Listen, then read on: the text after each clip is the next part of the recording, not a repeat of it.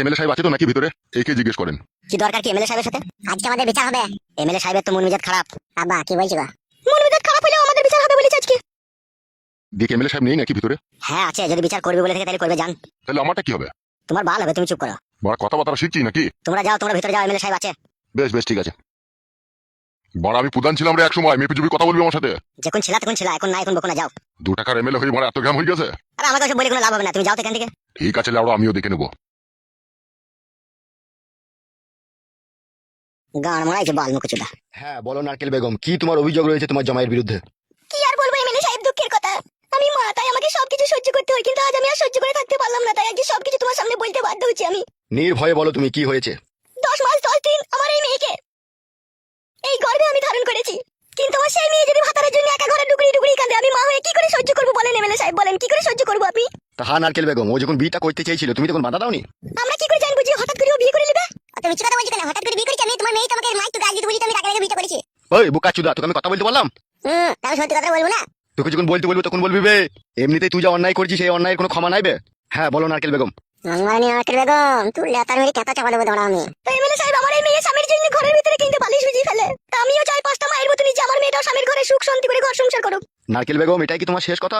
MLA সাহেব, আমারও কিছু কথা আছে। হ্যাঁ বলো, কি বলবে? আমি থাকতেও, আমার ছেলে থাকতেও ও কেন বিয়ে করলো, ওকে ওইটা একবার জিজ্ঞেস করেন। হ্যাঁ সে তো করবই। আর 3.5 মাস হলো ওই ছুরিটাকে বিয়ে করার পর থেকে আমাদের বাড়িও আসে না, ঘরও আসে না, আমার ছেলেটাকে কোলেও লাই না, আমাকে কথাও বলে না। আমাকে যদি ওর এতই অপছন্দ ছিল, তাহলে প্রথমে কেন ও আমাকে বিয়ে করেছিল? এইভাবে আমাকে ফাঁসানোর লেগে বিয়ে করেছিল, না এইভাবে আমাকে কষ্ট দেওয়ার লেগে বিয়ে করেছিল? ওকে একবার জিজ্ঞেস করেন। আমার কি নাই? আমারও যা আছে ওই মেয়েটারও তা আছে, তো ও আবার কেন ও বিয়ে করলো? ও গাড়িতে চাপা, ও লরিতে চাপা করেছে, তার সাথে তোমরাও একটা অন্যায় করেছো। আমরা আবার কিসের অন্যায় করলাম এমএলএ সাহেব? আমরাই তো কষ্টের মধ্যে পড়ে আছি। ওইটাই তো অন্যায় করেছো তুমি। আগে আমাকে এইসব কথা জানাওনি কেন তুমি?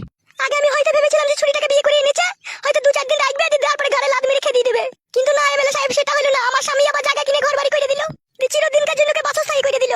তখনই আমি মনে মনে ভাবলাম এ ছুরি আর যাবে না, আর আমার বিটি আর ভাত পাবে না। তাই আমি মা হয়ে লোকের কাছে বিচার চাইতাম, তোমার মতো লোকের দেখা পেলাম বলে আজকে আমার মেয়েটা ভাত পাওয়ার সম্ভাবনা রয়েছে মনে হচ্ছে।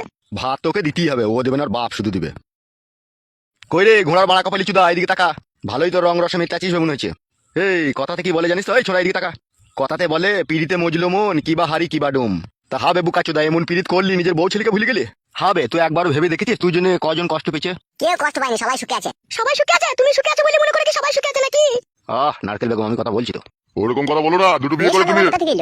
দুটো বিয়ে করলে দুটো বইয়ের ভরণ পোষণ নিতে হবে, আর না নিতে বললে বিয়ে করার কোনো মানে হয় না। এই খান কি নারকেল বেগম এসব মানুষদেরকে জোগাড় করলো কি করে রে? হবে, তোর এত হিম্মত পাস কোথা থেকে বে? একটা কথা বলবো এমএলএ সাহেব, আপনাকে যদি কিছু মনে না করেন। তুই আবার কি বলবি বে, বল। বলছি রাজনীতি চাল আর জাঙ্গিয়ার ভিতরে থাকা বাল কেউ কিন্তু গুলি দেখে না। কি বলতে চাইছিস তুই? আমি বলতে চাইছি তোমার বাল ফাল গজিয়েছো তো, না গুজিয়ে এমএলএ হয়ে গেছো তুমি? বে তুই কাকে কি বলছিস বে? আমি শুধু কথা ভাবছি, কদিন আগে পঞ্চায়েতের গেটে তালা খুলতো আর বাইরে দিয়ে ঝাড় দিত আর পানি দিত, সেই লোক রাতারাতি কি করে এমএলএ হয়ে গেল? বে মুখে লাগাম দিয়ে কথা বলবে। তুমি বলছো কেন? আমি তো এমএলএ সাহেবের সাথে কথা বলছি নাকি? বে তুই কি বললি আমাকে? আপনি কি বললেন এমএলএ সাহেব, যেটা এত হিম্মত পাস কোথা? হ্যাঁ তা ঠিকই তো বলেছি বে, তুই এত হিম্মত পেলি কোথা দুটো বিয়ে করার? দুটো বিয়ে করতে গেলে হিম্মতের প্রয়োজন পড়ে না, ঘৃণার প্রয়োজন পড়ে। আর সেই ঘৃণা আমার ছিল, গলা অবধি টুটি অবধি ছিল বলে আজকে আমি দুটো বিয়ে করতে পেরেছি। কিসের ঘৃণা ছিল তোর? তোর কিসের ঘৃণা ছিল রে? আমার বউ, আমি ঘরে থাকতেও পরকিয়া করে করে বেড়াই, যে ছেলেকে পছন্দ হয় তার সাথে ফোন নাম্বার দিয়ে চ্যাটিং করে। আবার তোমার এই চাঙ্গো বাঙ্গো কালো কুকুর কিছুদিন আগে আমার বউয়ের সাথে লটঘট করেছে। কি রে কালু, তুই আবার এসব করছিস নাকি? কি হলো রে ভাই, সত্যি কথাটা বল, যে আমার জীবনটা তো আপাতত বাঁচা। বে আমি আবার তোর বইয়ের কাছে কখন গেলাম বে? কেন মিথ্যা কথা বলছিস ভাই? তোমার বউকে শাড়ি চুড়ি কিনে দিসনি ভাই? শাড়িটা সেটা কিভাবে কিনে দিয়েছে সেটাও তো দেখতে হবে। ভালোবেসে বোন হিসাবেও তো দিতে পারে। আজে বাজে উল্টো পাল্টা কথা বলে ইলজাম লাগিয়ে দিয়েছো তুমি। কি রে কালু, আমার বউকে বোন হিসাবে শাড়ি দিয়েছিলি না বউ হিসাবে দিয়েছিলি বল না বার একবার সত্যি কথাটা। বে তুই আবার এর ভিতরে আবার আমাকে টানাটানি করছিস কেন বলতো? এ ভাই, আজকে তো আমি তোদের জন্যই দুটো বিয়ে করতে বাধ্য হয়েছি। দুটো বিয়ে কি কেউ এমনি এমনি করে বল? বুকের ভিতরে জ্বালা যন্ত্রণা হইলে তবেই সে দুটো বিয়ে করে। আর আমার বউয়ের সাথে তোরা ঘাবলা কেস করেছিলি, সবই আমি জেনে ফেলেছিলাম, কিন্তু আমার বউ আমার কাছ থেকে লুকিয়ে রাখতো। কিন্তু শাক দিয়ে কি মাছ থাকা যায় বল? সেটা কোনোদিনই যায় না। তাই বউকে যখন আমি বাড়িতে বারণ করতাম যে হারে তুই আর ওর সাথে এসব করিস না, তখন বউ আমাকে চোটপাট করতো, বলতো ফেদা কুকুর বেটা, তুই মন যায় আমার সাথে থাক, না মন যায় তুই পালা। শুধু তোর সাথে করে না, আর অনেকজনের সাথে করেছে। এক হাতে তো তালি বাজে না ভাই, বল। বিচার যখন হচ্ছে ভালো করেই হোক ভাই। আমার শাশুড়ি আমার গোপন কথা ফাঁস করেছে, তার বিটির গোপন কথা তোমাকে ফাঁস করতে হবে ভাই, বল। তাহলে এমএলএ সাহেব সম্পূর্ণ চাপটা আমার উপরে দিয়ে দিবে। আমাকে জড়াই না ভাই, এমনিতে আমার পেটে যন্ত্রণা করছে। কি রে, সত্যি করে বাড়ি যন্ত্রণা করছে? হ্যাঁ বড় ভাই, এখানে আমার খুব লাগে ভাই।